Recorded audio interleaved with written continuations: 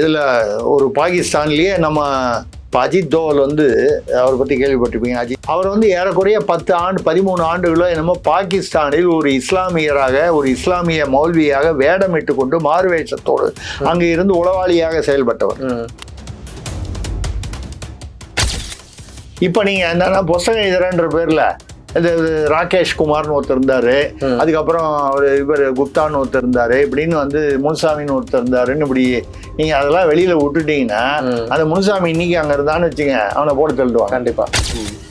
ராகுல் மோடியை பொறுத்தவரை அல்லது பாஜகவை பொறுத்தவரை ராகுல் தான் அவங்களுக்கு பெரிய இன்சூரன்ஸ் பாலிசி.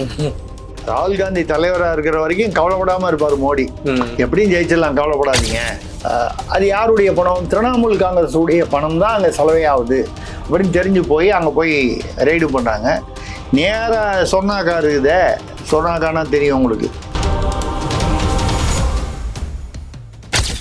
இப்படிதான் வந்து ராகுல் காந்தி முன்னால போய் சோனியா காந்தியை அந்த காலத்தில் கூப்பிட்டு போய் மன்மோகன் சிங் இருக்கும்போது மன்மோகன் சிங் உட்காந்துருக்காரு பிரதமர். அவர் பாவம் உட்கார வச்சிருக்கல, வந்து எந்திரின்னு சொல்ற வரைக்கும் அங்கேயே உட்காந்துருக்காரு அவரு. இந்திய அரசுக்கு சம்மந்தம் இல்லாம நீங்க சீனாவோட என்ன தகவல் பரிமாற்றம்? ஏன்னா இவங்க பண்ணது தேச துரோகம் அப்படின்ற மாதிரி தானே பார்க்க முடியும். அப்படி மாதிரி எல்லாம் இல்ல, தேச துரோகமே தான் அது. இவங்க தான் வந்து நாங்கள் சுதந்திரத்துக்காக பாடுபட்ட கட்சின்னு ஏதோ சொல்றாங்க. உண்மைதான், அவங்க சொல்றது உண்மைதான் சொல்றாங்க. பாகிஸ்தானுடைய சுதந்திரத்துக்காக பாடுபட்ட கட்சி. நானும் போய் ஒரு நாடாக போய் பிச்சை எடுக்கிறேன், எங்கள் நாட்டுக்கு பொருளாதாரம் மோசமாக இருக்குதுன்னு, ரொம்ப கேவலமாக இருக்குது. ஆக பிச்சை எடுக்கிறதுக்கு பிரதமர் அமைச்சிடுறாங்க. துறைன்றது என்ன சும்மா வச்சுக்கிட்டு இருக்காங்க, வாயில் வரல் போட்டால் உட்காந்துருக்காங்க. அது என்ன தமிழ்நாடு உளவுத்துறையா எதிர்கட்சியை மட்டும் பார்க்கறதுக்கு? தமிழ்நாடு சைக்கிள் கேப்ல தமிழ்நாடு உளவுத்துறை. அவன் பாருங்க 92 வயசு வரைக்கும் இன்னும் ஆக்டிவாக இருக்கான் உலகத்துக்கு எடுக்கிறதுக்கு. இப்போ கூட மோடியை எப்படியாவது வந்து அசாசினேட், அதாவது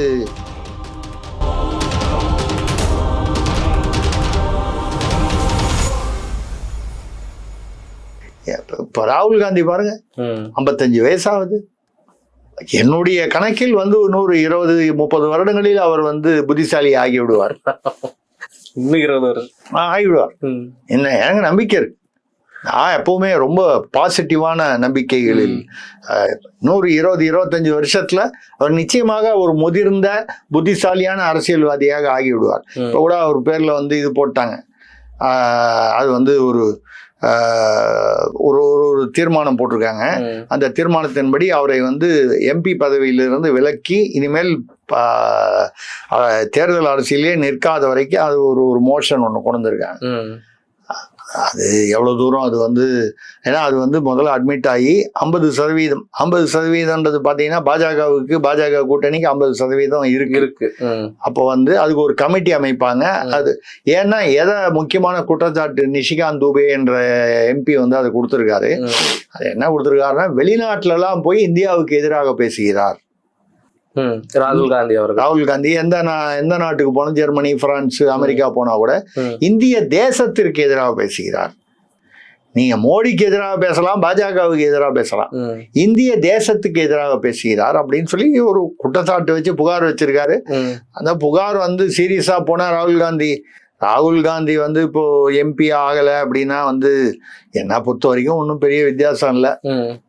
அவர் வந்து யாரோ எழுதி கொடுத்தது ஏதோ ஒரு போட்டோ காப்பியை வச்சுக்கிட்டு வந்து நரவானே என்ற இராணுவ உயர் அதிகாரி வந்து ஒரு புஸ்தகம் போட்டிருக்காரு. அந்த புஸ்தகம் வெளியிலே வரல இன்னும். ஏன் வரலன்னா, எந்த இராணுவ அதிகாரியும் உயர் அதிகாரியா உச்ச அதிகாரியா இருந்தாலும் அவர் வந்து ஓய்வுக்கு பிறகு புத்தகம் எழுதணும்னா அந்த புத்தகத்தை வந்து மத்திய பாதுகாப்பு துறையில கொடுத்து அதை கிளியர் பண்ணி தான் வரணும். ஏன்னு கேட்டா அவர்களுடைய அந்த பணி காலத்தில் எத்தனையோ ரகசியங்கள் இருந்திருக்கும். அந்த ரகசியங்கள் இன்னைக்கு வெளியில வந்தாலும் அது பாதுகாப்பு குறைபாடு வரும். கண்டிப்பா.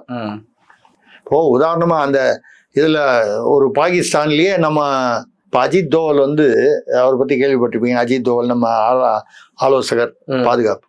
அவர் வந்து ஏறக்குறைய 13 ஆண்டுகளோ என்னமோ பாகிஸ்தானில் ஒரு இஸ்லாமியராக, ஒரு இஸ்லாமிய மௌல்வியாக வேடமிட்டு கொண்டு மாறுவேஷத்தோடு அங்கே இருந்து உளவாளியாக செயல்பட்டவர். ஒரு உதாரணத்துக்காக சொல்றேன். அவர் மட்டும்தான் இல்லை, எத்தனையோ பேர் இருப்பாங்க. இப்போ நீங்க என்னன்னா புஸ்தகம் எழுதுறன்ற பேர்ல இந்த ராகேஷ் குமார்னு ஒருத்தர் இருந்தாரு, அதுக்கப்புறம் இவர் குப்தான்னு ஒருத்தர் இருந்தாரு, இப்படின்னு வந்து முனுசாமின்னு ஒருத்தர் இருந்தாருன்னு, இப்படி நீங்க அதெல்லாம் வெளியில விட்டுட்டீங்கன்னா அந்த முனுசாமி இன்னைக்கு அங்க இருந்தான்னு வச்சுங்க, அவனை போட்டு தள்ளுவாங்க. கண்டிப்பா. இப்ப ராணுவ ரகசியம் என்பது அன்னைக்கு மட்டும் இல்ல, என்னைக்குமே ரகசியம் தான் அது. அப்ப நீங்க எழுதுவது வந்து பாதுகாப்பு துறையுடைய அப்ரூவல் வாங்கணும், அவர் வாங்கல, அதனால புக்கு வெளியில வரல. அதுல உள்ள சில இதுக்கு ஏதோ லீக் ஆகி கேரவன் ஒரு பத்திரிகையில வந்தது. அந்த பத்திரிகையில வந்து அத கையில ஒரு போட்டோ காப்பி எடுத்து வச்சுக்கிட்டு அவர் பேசினாரு.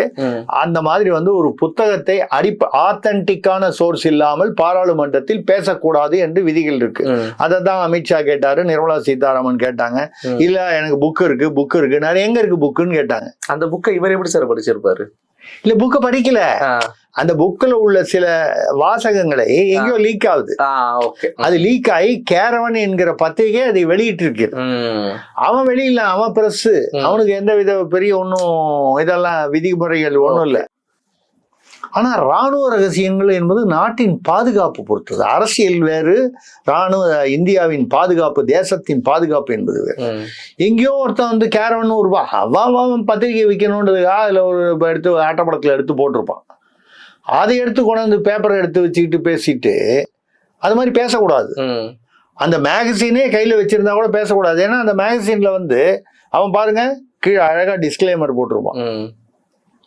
ஏன் இந்த இதெல்லாம் வாங்கினீங்கன்னா இதுல இப்ப நீங்க யூடியூப்லயே போடும்போதே எல்லாரும் போடுறாங்க டிஸ்க்ளைமர்.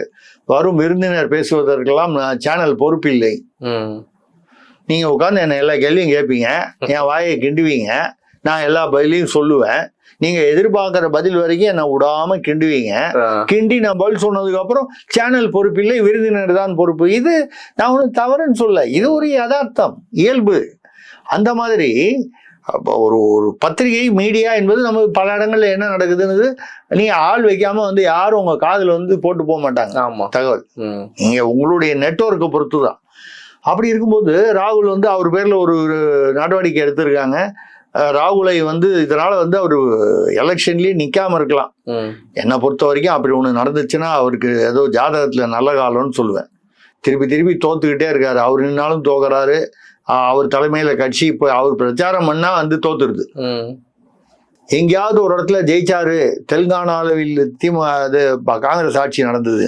உத்து பார்த்தா அந்த சமயத்துல அவர் இத்தாலி போயிட்டார். அவர் இல்லாதப்ப நடந்திருக்கு. அவர் இல்லாத போது எலெக்ஷன் நடந்தது, ஜெயிச்சுட்டாங்க. ஸோ ராகுலின் ஆட்சி, அதாவது அரசியல் அஸ்தமனம் ஆகுமா என்பது விரைவில் தெரிந்துவிடும். அது மாதிரி ஒரு சில கட்சிகள் அஸ்தமனம் ஆகுமா என்பதும் 2026 தேர்தலில் தமிழ்நாட்டில் தெரிந்துவிடும். இப்ப ராகுல் காந்தி அவர்களுடைய பதவி பறிக்கப்படுமா? அவருடைய எம்பி பதவி பறிபோகுமா? பறிக்கப்படுவதற்கான அதிகாரமும் அஸ்திவாரமும் அந்த குற்றச்சாட்டில் இருக்கிறது. அது எந்த அளவுக்கு, அது வந்து ஒரே ஒரு முடிவில்லை. முதல்ல அட்மிட் பண்ணணும், அதுக்கப்புறம் ஒரு கமிட்டி வைக்கணும். அந்த அட்மிட் பண்ணதுக்கே 50% மெம்பர்ஸ் அப்ரூவ் பண்ணணும். அது பண்ணிடுவாங்க. பிஜேபியில் அவங்களுக்கு கூட்டணி இருக்கு. அதுக்கப்புறம் வந்து அந்த கமிட்டியில ஆராய்வார்கள். அப்புறம் அவங்க கிட்ட யாரு பாதிக்கப்பட்டவரோ, புகார் கொடுத்தவர், பாதிக்கப்பட்டவர் 2 பேர்கிட்டையும் எக்ஸ்பிளனேஷன் கேட்பாங்க. அதை வைத்துக்கொண்டு அந்த கமிட்டி பரிந்துரை செய்யும். அதுக்கப்புறம் சபாநாயகர் முடிவு பண்ணணும். என்னை பொறுத்த வரைக்கும் ராகுலை வந்து வெளியில அனுப்ப மாட்டாங்கன்றது இது வந்து அரசியல் ரீதியான கருத்து. ராகுல் வந்து பேசியது உண்மையா இல்லையா, செய்து வெளிநாட்டுல போய் இந்தியாவை பற்றி இது மோசமாக பேசுவது என்பது தேச துரோகம். என்னை பொறுத்தவரை அதை யார் செய்தாலும், எந்த ஆட்சியாக இருந்தாலும், மன்மோகன் சிங்கே இருக்காரு, ஒரு ஒரு ஒரு ஒரு புத்தக வெளியீடு நான் தமிழ் அரசியல் பார்த்துக்கணும். அந்த புத்தக வெளியீட்டுல வந்து புத்தக கண்காட்சியில மேடையில பேசிட்டு இருக்கும்போது, மேடையில ஒரு பேச்சாளர் பெயர் வேண்டாம், அவர் இப்பவும் பேசிட்டு இருக்காரு, கொஞ்சம் சர்ச்சைக்குரிய பேச்சாளர், தடால் புடால்னு பேசக்கூடியவர். அவர் வந்து மன்மோகன் சிங் ஆட்சி, அதாவது காங்கிரஸ் ஆட்சி, முட்டாள் மன்மோகன் சிங் அப்படின்னு பேசுறாரு மேடையில. எனக்கு ஒரே கோபம். ஏனென்றால் மன்மோகன் சிங்கை சொன்னார் என்பது எனக்கு கோபம் இல்லை, இந்தியாவின் பிரதமர் மன்மோகன் சிங்கை சொன்னார் என்பது எனக்கு கோபம். இந்தியாவின் பிரதமர் ராகுல் காந்தியாகவே இருந்தால் கூட அவரை பற்றி எனக்கு விமர்சனங்கள் அதிகமாக இருந்தாலும் கருத்து வேறு மாதிரி இருந்தா கூட இந்தியாவின் பிரதமர் என்று ஆகிவிட்டால் அதற்கான மரியாதை கொடுக்க வேண்டும். தமிழ்நாட்டின் முதல்வர் என்று சொல்லிவிட்டால் அதற்கான மரியாதை கொடுக்க வேண்டும். இப்போ கூட நம்ம விஜய ஸ்டாலின் அங்கிள் அப்படின்னு சொல்றதை ஏன் விமர்சனம் பண்றோம்? அவர் முதல்வர். ஓட்டு போட்டவனுக்கு முதல்வர், போடாதவனுக்கு முதல்வர். அந்த அந்த நாற்காலிக்கு மரியாதை கொடுக்க வேண்டும். நீங்க அவர் தனியா பர்சனலா நீங்க சொல்லும் போது என்ன வேணாலும் சொல்லலாம். ஆனா அவர் தமிழ்நாட்டின் முதல்வர் என்னும் பொழுது அந்த மரியாதை தமிழ்நாட்டிற்கே நீங்கள் கொடுக்கக்கூடிய மரியாதை. முட்டாள் மன்மோகன் சிங் சொன்னாரு, அது நிகழ்ச்சி முடிஞ்ச உடனே அவர் கூட ஒரு டிஃபன் காஃபி சாப்பிட்ற மாதிரி இருந்தபோது நான் கோபமாக அவரிடம் சொன்னேன், நீங்க பேசினது எனக்கு பிடிக்கல. மன்மோகன் சிங் பொருளாதார மேதை, ஆனால் அவர் ஒரு பொம்மையாக இருக்கிறார், சோனியா காந்தியின் பொம்மையாக இருக்கிறார் என்பதில் உங்களுக்கு என்ன கருத்தோ அதே கருத்து தான் எனக்கும், வித்தியாசம் இல்லை. ஆனால் அதற்காக மேடையில், பொது மேடையில் முட்டாள் மன்மோகன் சிங் என்று சொல்லுவது இந்தியாவை அவமானப்படுத்துவது. நம்ம கோட்பாட்டுல எவ்வளவு தெளிவா இருக்கும், நீ யார வேணாலும் விமர்சனம் பண்ணலாம், ஆனா அந்தந்த நாற்காலிகளுக்கு உள்ளே உரிய மரியாதை கொடுக்கப்பட வேண்டும். கண்டிப்பா. அந்த மாதிரி வரும்பொழுது ராகுலை அநேகமா வெளியில நீக்க மாட்டாரு, மோடியே ஒத்துக்க மாட்டார். ஏன்னா ராகுல், மோடியை பொறுத்தவரை அல்லது பாஜகவை பொறுத்தவரை ராகுல் தான் அவங்களுக்கு பெரிய இன்சூரன்ஸ் பாலிசி. அவர் இருக்கும் வரை தான் பாஜக ஜெயிச்சிரும்னா அவரு யாருப்பா, ராகுல் தானே இருக்காரு. சார், இந்த இடத்துல அந்த சமீப காலமா நீங்க துரந்தர் படம் கேள்விப்பட்டிருக்கீங்களா சார்? துரந்தர் பாத்தீங்க இல்லையா? ஒரு பயங்கரமான மீம்ஸ் ஒண்ணு ட்ரெண்ட் ஆயிட்டு இருக்கு. இப்ப என்னன்னு பாத்தீங்கன்னா, துரந்தர்ல இந்தியன் ஸ்பை பாகிஸ்தான்ல போயிட்டு இருக்க மாதிரி ராகுல் காந்தி அவர்கள் ரொம்ப காலமா காங்கிரஸ்ல இருக்கிற பிஜேபி ஸ்பைன்னு சொல்லிட்டு இருக்காங்க. அவர் இருக்கிற வரைக்கும் தான் பிஜேபி நல்லா இருக்கும் அப்படின்னு சொல்லி. அதுதான் நான் இன்டைரக்டா சொன்னேன். ராகுல் காந்தி தலைவரா இருக்கிற வரைக்கும் கவலைப்படாம இருப்பாரு மோடி. எப்படியும் ஜெயிச்சிடலாம், கவலைப்படாதீங்க, ராகுல் தானே, எப்படியாவது எதையாவது உளறி கொட்டி அவங்க அது ஓட்டு விடாம பாத்துப்பாரு. ரெண்டாவது, இந்த கட்சிகளுக்குள்ள ராகுல் தலைவரா இருக்கும் வரை, இல்ல ஒரு முக்கிய பிரமுகரா இருக்கும் வரை மம்தாவோ கெஜ்ரிவாலோ மற்ற வட இந்தியாவில் உள்ள மற்ற தலைவர்கள் யாருமே அந்த காங்கிரஸ் உடைய தலைமைக்கு இண்டி கூட்டணியில் கட்டுப்பட மாட்டார்கள், ஏற்றுக்கொள்ள மாட்டார்கள். இது பத்தாதா மோடிக்கு? இப்போ உங்களுக்கு புரியுதா? மோடி அடுத்த 25 ஆண்டுகளுக்கு பாஜக ஆட்சி தான் மத்தியில் நடக்கும் சொல்றாருன்னா எந்த தைரியத்துல சொல்றாருன்னா ராகுல் தைரியத்துல தான் சொல்றாரு. இதுதான் உண்மை. இப்போ காங்கிரஸை பொறுத்தவரை, இல்லை எதிர்கட்சிகளை பொறுத்தவரை எல்லா இடத்துலையும் தேர்தலில் அடி வாங்கி இருக்கிறார்கள். எங்கெங்கயோ போய் பாகிஸ்தான்ல அங்க போய் இப்ப நிறைய சிக்கல்களில் எதிர்கட்சிகள் அதிக சிக்கலில் இருக்கின்றன. நம்ம சொல்றது தேசிய அளவுல. இப்ப பாத்தீங்கன்னா அதுல டிஎம்சி, திரிணாமுல் காங்கிரஸ் அந்த அம்மா போய் இடி ரெய்டு பண்ணுது. இந்த ஐபேக் நிறுவனம், அங்க ஐபேக் நிறுவனம்ன்றது பொலிட்டிக்கல் ஸ்ட்ராட்டஜி. அவன் மூலமா அவாலா மூலமா மணி லாண்டரிங் நடக்குது. நம்ம ஆளுங்க அரசியல்வாதிங்க எப்படிலாம் கண்டுபிடிக்கிறாங்க பாருங்க. அந்த ஐபேக்ன்றது ஒரு அரசியல் ஆலோசனை சொல்லக்கூடியது. ஆலோசனை சொன்னா அவனுக்கு ஃபீஸ் கொடுங்க, 100 கோடிங்கிறாங்க, 300 கோடிங்கிறாங்க, அது ஏதோ கொடுத்துட்டு போங்க. கூந்தல் உள்ள சீமாட்டி இடது பக்கம் முடியலாம், வலது பக்கம் முடியலாம், 6 அடி கூந்தல் இல்லையா, அது அவங்க சௌரியம், ரைட்டு கொடுக்கலாம். ஆனால் அதை வைத்து கொண்டு அந்த சலவை செய்யுது அவங்க மூலமாக. இது ஏதோ ஈடிக்கு தகவல், வழக்கமாக இதெல்லாம் தகவல் கிடைத்து தான் போவாங்க. போய் அங்கே உள்ள போய் அது யாருடைய பணம்? திரிணாமுல் காங்கிரஸ் உடைய பணம் தான் அங்கே செலவையாகுது அப்படின்னு தெரிஞ்சு போய் அங்கே போய் ரெய்டு பண்ணுறாங்க. நேராக சொர்ணாக்கார் சொர்ணாக்கார்னா தெரியும் உங்களுக்கு, மம்தா பானர்ஜி. இந்த அம்மா என்ன பண்ணுச்சு, டப்புன்னு ஒரு 10 பேர் போலீஸ் எல்லாம் கூப்பிட்டு நேராக இடி ரெய்டு பண்ணுற இடத்துல உள்ள போய் எல்லாத்தையும் உடைச்சு அவங்க டாக்குமெண்ட் எல்லாம் சீஸ் பண்ணி வச்சிருக்கான், கணக்குல இன்வென்ட்ரி நோட் பண்றதுக்கு. அந்த கம்ப்யூட்டர் சாஃப்ட்வேர் இதெல்லாம் போனு எல்லாத்தையும் அள்ளி தூக்கிட்டு வந்துச்சு. எங்க இடி ரெய்டு பண்ற இடத்துல போய் லோக்கல் போலீஸை வச்சுக்கிட்டு சிஎம் உள்ள நுழையிறாங்கன்னா அது ஒரு சிஎம்ஏ நுழையிறாங்கன்னும் போது அது ஒரு போலீஸு எல்லாம் பின்னால வரும். இது பண்ணிட்டு இது ஒரு பிரச்சனை ஆயிடுச்சு, கோர்ட்ல கேஸ் நடக்குது. இடி ரைடு பண்ண இடத்த இவங்க ரைடு பண்ணிட்டு வராங்க. பண்ணிக்கிட்டே இருக்காங்க. இடிகாரன் உட்கார்ந்து இருக்கான், அவன் கையில இருக்கிறதெல்லாம் பிடிக்கிட்டு வந்துருச்சு. இது எப்படி சார் இது ஜனநாயகம்ன்ற ஒரு விஷயம் எப்படி சார் இங்க வந்து ஜனமாவது நாயகமாவது இதை விட அராஜகம். அதான் சொன்னாக்கான்னு சொல்லிட்டேன். ஏங்க இடி ரைடு பண்ணா நீங்க ரைடு பண்ணது தப்புன்னு சொன்னா கோர்ட்ல ஆர்கியூ பண்ணுங்க, அது தவறுன்னு சொல்லுங்க, அது உண்மை இல்லை பொய்ன்னு சொல்லுங்க. அதெல்லாம் வந்து ப்ராசஸ். இடி ரைடு பண்ற இடத்துல போலீஸ்காரனை கூட்டு போய் சிஎம்ஏ போய் இதுக்கு சட்டப்பூர்வமா அவங்க மேல நடவடிக்கை எடுக்க முடியுமா சார்? அதாங்க பிரச்சனை. என்னன்னா சட்டப்பூர்வமா அங்க வந்து ஃபைல் பண்ணணும். யார் பண்ணணும்? மேற்கு வங்காள போலீஸ் பண்ணணும். இவங்க தான் அவங்களதான் கூட கூட்டு போயிருக்காங்க. அவங்க தான்டா. இவ்வளவு சிக்கல். அதுதான் இது இடி வந்து இதை வந்து கோர்ட்டுக்கு தான் கொண்டு போக முடியும். இது கோர்ட்டுக்கு கொண்டு போயிட்டாங்க.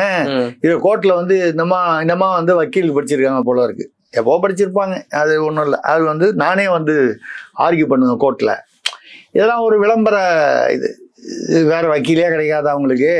அதனால போய் வந்து அவங்க ஆர்கியூ பண்ணாங்க. நடுவில் வந்து ஏதோ அந்த கோர்ட்டுக்கு ஒவ்வாத முறையில் பேசும்போது அந்த ஜட்ஜி சொல்லிட்டாரு, நீங்கள் சும்மா இருங்க, உங்கள் பக்கத்தில் 2 சீனியர் வக்கீல் பக்கத்தில் நிற்கிறாங்க.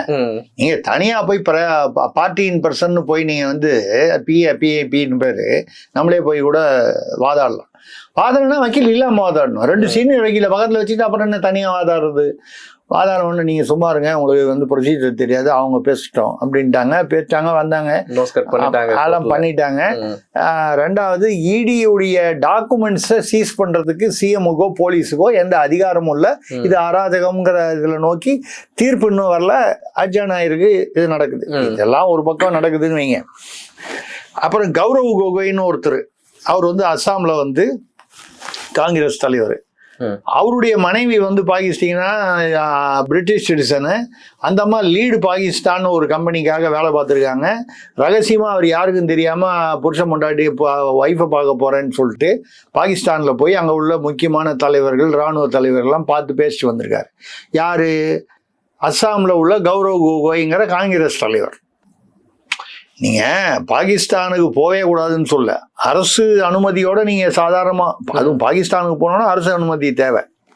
ஒரு எம்பி வெளிநாட்டுக்கு போனோம். இப்போ தமிழ்நாட்டில் இப்போ நம்ம முதல்வர் இருக்கார் இல்லையா, ஒரு உதாரணமாக, முதல்வர் வெளிநாடு போனோன்னா மத்திய உள்துறை அமைச்சருடைய அனுமதி இல்லாமல் வெளிநாடு போக முடியாது. எம்எல்ஏவாக இருந்தாலும், எம்பியாக இருந்தாலும், முதல்வராக இருந்தாலும், அமைச்சராக இருந்தாலும் போக முடியாது, போகக்கூடாது. நீங்கள் ஏதாவது உடல்நலம் சரியில்லைன்னா காரணத்தை சர்டிஃபிகேட் வச்சு கொடுத்தீங்கன்னா நார்மலாக இருந்தால் கொடுத்துருவாங்க. சந்தேகப்படுற மாதிரி இருந்ததுன்னா கொடுக்க மாட்டாங்க. இப்படி தான் வந்து ராகுல் காந்தி முன்னால் போய் சோனியா காந்தியை அந்த காலத்தில் கூப்பிட்டு போய் மன்மோகன் சிங் இருக்கும்போது மன்மோகன் சிங் உட்காந்துருக்காரு பிரதமர். அவர் பாவம் உட்கார வச்ச இடத்துல வந்து எந்திரின்னு சொல்கிற வரைக்கும் அங்கேயே உட்காந்துருக்காரு. அவர் கூப்பிட்டு போய் சோனியா காந்தியும் அந்த ராகுல் காந்தியும் போய் சீனாவில் உள்ள அங்கே வந்து என்னன்னு கேட்டிங்கன்னா ஆட்சி கட்சி 2 ஒன்று தான். ஒரே ஒரு கட்சி தான் ஆட்சி. யாருமே எதிர்கட்சி தொடங்கக்கூடாது. இருக்கிறதே ஒரே கட்சி. தொல்லை இல்லாத விஷயம். ஒரே கட்சி தான், அவங்க தான் ஆட்சியில் இருக்காங்க. அப்போ ஆட்சி கட்சி 2 ஒன்று தான். அப்போ அந்த கட்சியோட காங்கிரஸ் கட்சி வந்து எம்ஓயு போடுது. என்னன்னா தகவல் பரிமாற்றம். இந்திய அரசுக்கு சம்மந்தம் இல்லாமல் நீங்கள் சீனாவோட என்ன தகவல் பரிமாற்றம்? தகவல் பரிமாற்றம்னா ஒரு வர்த்தக ரீதியாவோ வேற ஏதாவது விஷயமாவோ பண்ணணும்னா அரசும் தானே பண்ணணும். மன்மோகன் சிங் பிரதமராக இருக்காருன்னா யார் வெளியுறவுத்துறை அமைச்சர் ஒரு டீமை போட்டு அங்கே போய் நீங்கள் தகவல் பரிமாற்றம், வர்த்தகம், என்ன வர்த்தகம் தான் நீங்கள் தகவல் பரிமாற்றம். இல்லை நாங்கள் எவ்வளோ இராணுவத்தில் நாங்கள் என்னென்ன வச்சுருக்கோன்றது போய் சீனா கிட்ட சண்டை போடுறவங்க அவங்ககிட்டயா போய் கொடுப்பாங்க? எதிரிகிட்ட கொண்டு போய் நம்மளுடைய இராணுவ ரகசியங்களை கொடுக்கறதுக்கு பேர் வந்து எம்ஓயுவா? இதை போட்டு வந்தது. சரி, போட்டு வந்தீங்கல்ல, போகிறதுக்கு முன்னாலேயும் சொல்லலை, பின்னாலேயும் சொல்லலை. மோடி அரசு வந்த பிறகு தான் இந்த மாதிரி போயிட்டு வந்தாங்கன்றதே தெரிஞ்சுது. அதுக்கு போயிட்டு வந்து ஒரு 3 வருஷம் ஆச்சு. சார் இதெல்லாம் ஏன் சார் வெளியே தெரியல? அப்ப ஏன்னா இவங்க பண்ணது தேச துரோகம் அப்படின்ற மாதிரி தானே பார்க்க முடியும். அப்படி மாதிரி எல்லாம் இல்ல, தேச துரோகமே தான் அது. ஏங்க இந்தியாவிற்கு எதிராக நீங்க தகவல்களை வந்து அங்க வந்து கொடுக்குறீங்கன்னாலே என்ன அர்த்தம்? ஏங்க இன்னைக்கு வந்து அக்ஷய் சின்னுங்கிற இடத்த வந்து கொடுத்தது யாரு? வாரி கொடுத்தது யாரு? நேரு. சீனாவுக்கு. பாகிஸ்தானுக்கு ஆக்கிரமிப்பு காஷ்மீரை கொடுத்து பாகிஸ்தானையும் பிரிச்சு விட்டது யாரு? நேரு. இந்த பக்கம் சீனாவை வச்சு பண்ணாரு, அந்த பக்கம் சீனாவை வச்சு பண்ணாரு. இவங்க தான் வந்து நாங்கள் சுதந்திரத்துக்காக பாடுபட்ட கட்சின்னு ஏதோ சொல்றாங்க. உண்மைதான், அவங்க சொல்றது உண்மையதான் சொல்றாங்க. பாகிஸ்தானுடைய சுதந்திரத்துக்காக பாடுபட்ட கட்சி. இந்தியாவோட சுதந்திரத்துக்காக பாடுபடல, பாகிஸ்தானுடைய சுதந்திரத்துக்காக பாடுபட்ட கட்சி. இந்த மாதிரி இந்த சீனாவில் போய் இப்படி பண்ணாங்க.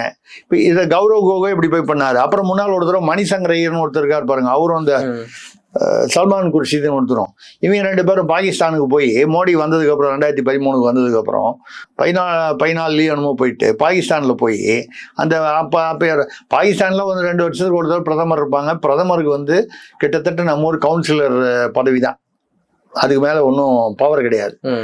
அந்த இராணுவ தலைவர் ISI ரகசிய உளவுத்துறை தலைவருக்கு தான் பவர் ஜாஸ்தி. நம்ம ஊர் கவுன்சிலருக்கு இருக்கிற வார்டு கவுன்சிலருக்கு இருக்கிற பவர் கூட பிரதமர் கிடையாது. இப்போ ஷபாஸ் ஷரீஃப்னு ஒருத்தர் இருக்காரு, அவரே தான் வந்து வருத்தப்பட்டு சொல்லியிருக்காரு, நானும் போய் ஒரு நாடாக போய் பிச்சை எடுக்கிறேன், எங்கள் நாட்டுக்கு பொருளாதாரம் மோசமாக இருக்குதுன்னு, ரொம்ப கேவலமாக இருக்கு பிச்சை எடுக்குது அப்படின்னு சொல்லி பேசியிருக்காரு. ஆக பிச்சை எடுக்கிறதுக்கு பிரதமர் அமைச்சிடுறாங்க, முடிவு எடுக்கிறதுக்கு ராணுவம் அமைச்சிருது. இப்படி ஒரு அது அப்படிதான், பாகிஸ்தான் அப்படிதான். கொஞ்ச நாள் வச்சிருப்பாங்க, பிரதமர் ஒரு கால் சொன்னதை கேட்கலான்னு டப்புன்னு ஒரு நாள் சுட்டுருவாங்க, முடிஞ்சு போச்சு. பெனாசிர் பூட்டோ சுட்டாங்க, யாயாகான்னு சுட்டாங்க, வரிசையா. அதாவது பாகிஸ்தான்ல இயற்கையா செத்து போன பிரதமர்கள் தலைவர்கள் வந்து ரொம்ப கம்மி. பாக்கி எல்லாரும் வந்து அசாசினேஷன், கொலை செய்யப்பட்டு தான் போயிருக்காங்க. இப்படி அவங்க போய் என்ன கேட்டாங்க, எப்படியாவது மோடியை வந்து ஒழிச்சுக்கிட்டுங்க, எப்படியாவது அவர் இருக்கிற வரைக்கும் எங்களால் ஆட்சிக்கு வர முடியாது, நாங்கள் ஆட்சிக்கு வந்து அவங்களுக்கு எல்லாம் சௌரியமாக பாகிஸ்தானோட எல்லாம் நம்ம நல்லா நட்புறவோடு போயிடுவோம், எப்படியாவது மோடியை ஒழிச்சுக்கிட்டுங்க. எப்படியாவதுன்னா அர்த்தம் வேற. புரியுது. 2014 நம்ம போய் 14 வந்தாருன்னா 15 போய் பேசுறாங்க. இதெல்லாம் தேச துரோகம் இல்லையா? தேச துரோகம். இது இன்னி வரைக்கும் இந்த கௌரவ் கோகோயுடைய ஒய்ஃப் வந்து அங்கே இருக்காங்கன்னு சொல்லி அங்கே போய் பாகிஸ்தானில் போய் அங்கே முக்கியமான அவங்க எல்லாம் பார்த்துட்டு, சரி பார்த்துட்டு வந்தீங்களே, பார்த்துட்டு வந்து என்ன பார்த்துட்டு வந்தீங்க, யாரை பார்த்தீங்க, ஏன் வெளிப்படையாக பேசக்கூடாது? அப்போ நீங்கள் பேசலைன்னு சொல்லும்போது மறைக்கிறீங்கன்னும் போதே தப்பு பண்ணுறீங்கன்னு தெரியுது. இதெல்லாம் நடக்கும்போது இதெல்லாம் வெளியே வருது. என்னது ஏங்க உளவுத்துறைன்றது என்ன சும்மா வச்சுக்கிட்டு இருக்காங்க, வாயில் விரல் போட்டால் உட்காந்துருக்காங்க, அது என்ன தமிழ்நாடு உளவுத்துறையா எதிர்கட்சியை மட்டும் பார்க்கறதுக்கு? தமிழ்நாடு உளவுத்துறைன்னா வந்து மீடியால யார் என்ன பேசுறான்றது மட்டும் ஃபாலோ பண்ணிட்டு உட்காந்துருக்காங்க. இவன் வந்து அதை விட்டுருங்க, அவங்க ஏதோ தேசத்துக்காக யார் எதில் பதில இங்க வெளியே போறாங்க, கௌரவ் கோகோயா காங்கிரஸ் ஏன் அங்கே போறாங்க, இவன் முன்னாடி பாகிஸ்தான்ல எங்கேயோ வேலை பார்க்குது. இந்தியா ஏன்னா பாகிஸ்தான்ல பிரிட்டிஷ் சிட்டிசன்றதுனால அங்கே வேலை கொடுத்துருவான். இதுவே இந்தியன் சிட்டிசனாக தான் கிடைக்காது, பிரிட்டிஷ் சிட்டிசன்னா இந்திய பெண் தான். அது எல்லாரும் போய் இந்த யூகேல போய் 10 வருஷம் இருந்தால் வாங்கிடுறாங்க. அங்கே போய் லீடு பாகிஸ்தான் ஒரு இதில் அது எங்கே கனெக்ட் ஆகுதுன்னா சோரோஸ்ல போய் கனெக்ட் ஆகுது. ஜார்ஜ் சோரோஸ்னு உலகத்துல வந்து யாருக்காவது ஒரு அயோக்கிய சிகாமணின்னு ஒரு பட்டம் கொடுக்கணும்னா நம்பர் 1 அவன் தான். பல நாடுகளை ஆட்சிகளை கவிழ்த்தவன் அந்த ஆள் தான். அந்த ஆளுக்கு ஒரு 92 வயசா ஒரு பையன் அலெக்ஸ் சோரோஸ்னு இருக்கான். நான் இந்தோனேஷியாவில் இருக்கும்போது 2 முறை சந்திக்கக்கூடிய ஒரு அரசாங்க சார்பாக போகிற கமிட்டியில நான் போயிருந்தேன். அதை பார்த்து நினைச்சேன், அட படுவாவி, இவன் தான் உலகத்தை கெடுக்கிறவனா. அவன் பாருங்க 92 வயசு வரைக்கும் இன்னும் ஆக்டிவா இருக்கான் உலகத்தை கெடுக்கிறதுக்கு. இப்போ கூட மோடியை எப்படியாவது வந்து அசாசினேட், அதாவது கொலை செய்தி செய்யணும்னு சொரோஸ் சார்பில் வந்து ஒரு டீம் இயக்கப்படுறதா சொல்றாங்க. தகவல் உண்மையா இல்லையா தெரியல. இப்படியெல்லாம் வந்து அங்கங்கே இப்படி நடந்துகிட்டு இருக்கு இல்லையா? இந்த சமயத்தில் இவர் ராகுல் காந்தி வந்து என்ன சொன்னாரு, நரவானேன்னு ஒரு ராணுவ அதிகாரி, உயர் அதிகாரி இருந்தாரு. அவர் வந்து சீனாவில் டொக்லாம்ல வந்து நம்ம போய் சண்டை போட்டு சீன எல்லையை தாண்டி போய் அவங்க வந்து நம்மளை அடிச்சாங்கன்றதுனால அவங்கள திருப்பி ஏதோ தாக்கணும்னு. அது ஒரு சிறு தாக்குதல், ஒன்றும் பெரிய போர்லாம் இல்லை. இந்த பக்கம் ஒரு 25-50 பேர், அந்த பக்கம் 25-50 பேர் அவங்க நம்ம எல்லையை தாண்டி வந்து ஏதோ கலாட்டா பண்ணாங்க. திருப்பி அவங்க எல்லையை தாண்டி போய் கலாட்டா பண்ணிட்டு வந்துட்டாங்க. சார் நம்ம ஊர்ல வந்து இந்த தெருமுனையில ஒரு சண்டை நடக்குமே, அது எல்லையில நடந்தது, ரைட்டு. இது வந்து இல்லை, இது வழக்கமாக தானே சொல்லுவாங்க, ஆப்ரேஷன் சிந்தூர் நடந்ததுன்னா நடக்கவே இல்லை, சர்ஜிக்கல் ஸ்ட்ரைக் நடந்தா நடக்கவே இல்லை. அவன் சொல்றான் பாகிஸ்தான்ல இந்தந்த இடத்துல எல்லாம் வந்து அழிச்சிட்டு போயிட்டாங்கன்னு. இவன் இல்லைன்றாங்க, ராகுல் காந்தியும் காங்கிரஸும் இல்லைன்றாங்க. பாகிஸ்தான்காரன் ஆமான்னு ஒத்துக்கிறான், இந்த இடத்தெல்லாம் வந்து இந்திய ராணுவம் வந்து ஏர்ஃபோர்ஸ் வந்து அழிச்சுதுன்னு. இவங்க வந்து இல்லவே இல்லை, சும்மா சொல்றாரு மோடி. அரசியல் வேற ஒன்றும் இல்லை.